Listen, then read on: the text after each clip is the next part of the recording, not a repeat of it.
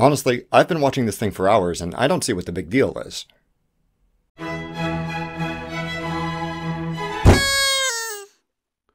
100 videos. Actually, more like 104. We're going to take a little bit of a break to answer some questions that you guys have sent in over the past couple of episodes. And I am going to be answering all of them. So let's get this rolling. Engage. Why don't you have more subscribers? Okay, this is by far the most frequent question that I get. And honestly, the fact that 11,000 people want to know every time I upload something to YouTube is terrifying. I don't advertise, and part of the Thunk shtick is esoteric subjects.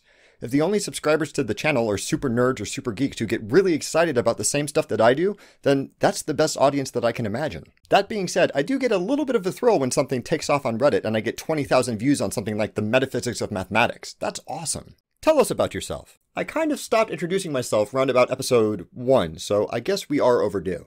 Hi, I'm Josh. I work as a mechanical engineer for a lighting company in New York, which makes me totally qualified to talk about things like philosophy and neuroscience. But I've always loved sharing interesting ideas with people who might never have heard of them before. If I could take somebody from zero interest to being super excited about mathematics or building robots or watching Firefly, I consider that a job well done. Because, like I said in the meta video, it's really nice to have somebody to talk to about this stuff. What's your education been like? Do you have a degree in philosophy? Well, no. I got a BS in mechanical engineering from the University of California at San Diego.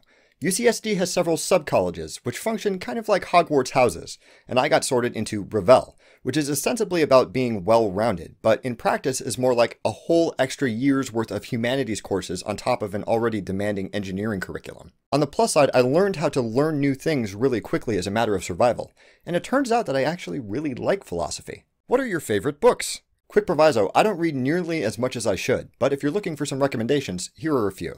First, if you have absolutely any interest in fantasy at all, read The Name of the Wind by Patrick Rothfuss. Also, for a good time, check out Terry Pratchett's The Color of Magic and Jim Butcher's The Dresden Files. For sci-fi, if you want serious, read Neuromancer or Seven Eves. If you want hilarious, read The Hitchhiker's Guide to the Galaxy. And if you want a bit of both, read Snow Crash. For philosophy, I'm a little bit of a fanboy of British empiricism, so I highly recommend David Hume, An Inquiry Concerning Human Understanding, and Bertrand Russell's Unpopular Essays. For nonfiction, or whatever the hell category it fits into, Gödel Escher Bach, An Eternal Golden Braid by Douglas Hofstadter is really hard to get into. In fact, it feels a little bit like this.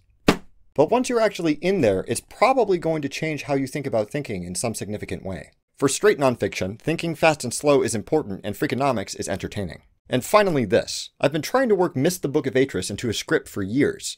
It's not the greatest book ever written, but it taught me a couple of really important lessons as a child. What are your favorite YouTube channels? Okay, so if you watch Thunk and you don't watch PBS Idea Channel or CGP Grey, I don't know what you're doing with your life. I also like to leave some shows running in the background while I'm at work, including Vlogbrothers / Crash Course / anything that John Green has ever rubbed his hair on, the 60 Symbols Empire, and Tested.com. For pure entertainment, I recommend Acquisitions Incorporated, Shut Up and Sit Down, and the Games Done Quick channel. If you could fall asleep and wake up to anything, what would it be? Lieutenant Commander Data is slowly shaking me awake and saying, "You're needed on the bridge."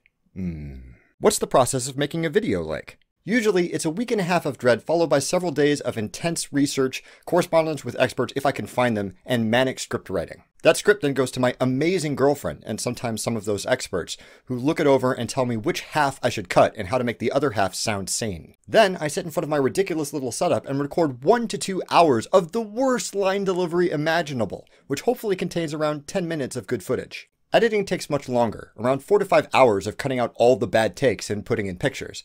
Then I collapse into a little pile while it's uploading to YouTube, eat the nachos that my girlfriend makes on upload days. I told you she was amazing. And then finally I can submit it, and then me and everyone else in the world can see all the little mistakes that I missed. What motivates you to make Thunk? To be perfectly honest, 2 things: frustration and generosity. As I said in episode 0, I really love talking about these things with people, and it's difficult if they've never heard of them before or only vaguely know what they're about.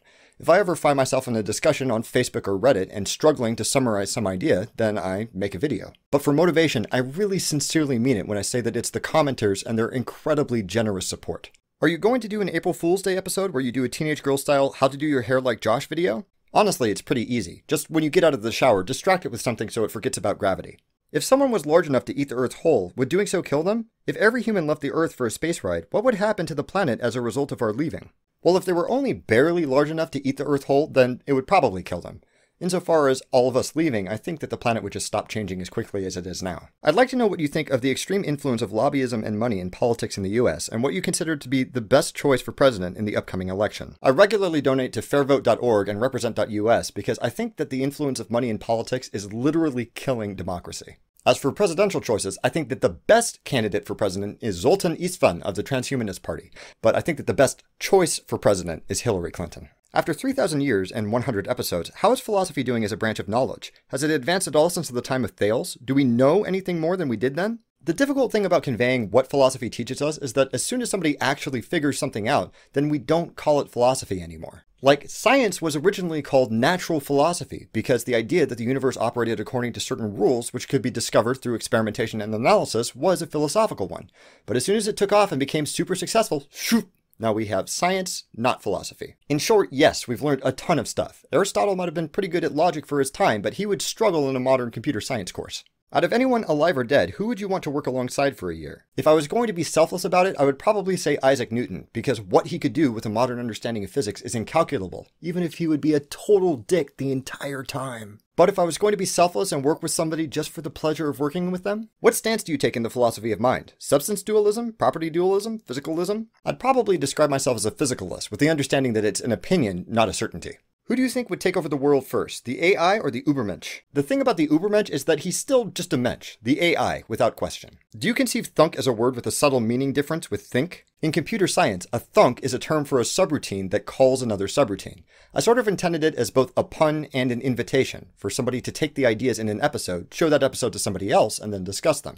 I still don't know if anybody's ever got it. What are your 3 favorite words in terms of phonetics, etymology, and meaning? Ticketable, ampersand, and petrichor. Will you visit Ireland, please? Dude, I'm trying. I just need to get the time off of work first. What philosophic schools or ideologies do you subscribe to, and what do you think are the most interesting? I've been trying to get away from the idea of reading philosophy like I'm looking for what team I belong to. Like, oh, I'm Team Analytic. Oh, I'm Team Continental. That being said, I absolutely believe in the primacy of science, and I tend to be a little bit skeptical of things that can't be measured. Would you rather fight an Ayn Rand-sized duck or 100 duck-sized Ayn Rands? Now I just have this weird mental image of a duck telling me that it doesn't owe anyone anything. What is the relation between Kant, the Library of Babel, and reality?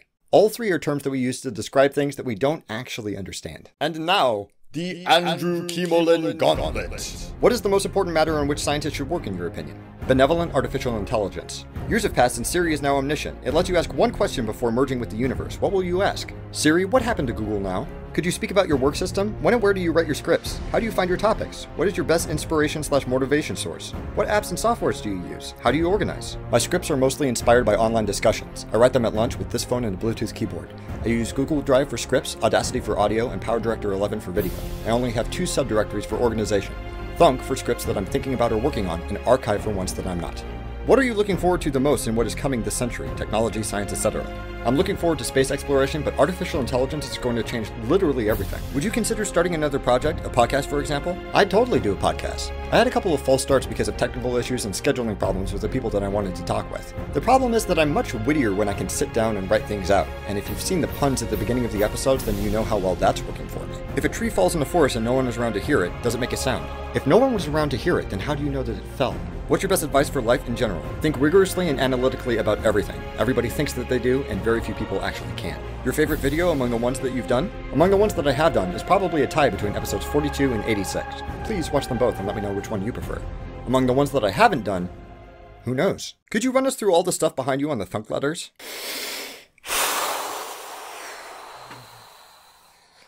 Okay, let's do this. Waterjet letters A and B, which if you've seen episode 1, stand for the premises and conclusion of an argument. A pair of helping hands playing the tiniest violin in the world just for you. Some beautiful seashells. Fibonacci is awesome. A wizard that my mom got me when I was first getting into D&D. A tiny trumpet that turns into a real trumpet. Finger puppet of Albert Einstein. A replica of a puzzle from the game Riven. A tiny book from Paris. What's in it? Find out in episode 200. A little droid action figure. A Raytheon vacuum tube, one of the first components of modern computing. A Galilean thermometer. The current temperature is the lowest floating ball.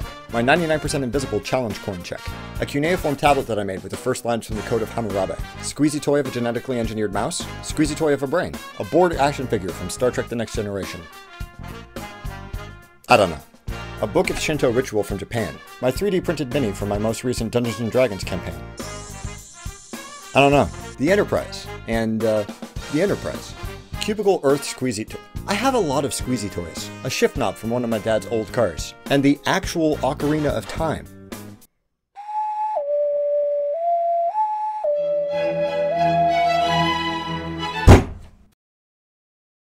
Hi Internet, my name's Josh, and this is Thunk. Nice shelves, aren't they? No. We don't need to do all that again. Once again, thank you so much for being such a generous and supportive audience. You guys have really made these last 100 episodes totally worth it. And, as always, thank you very much for watching. Don't forget to blah blah subscribe blah share, and don't stop thunking.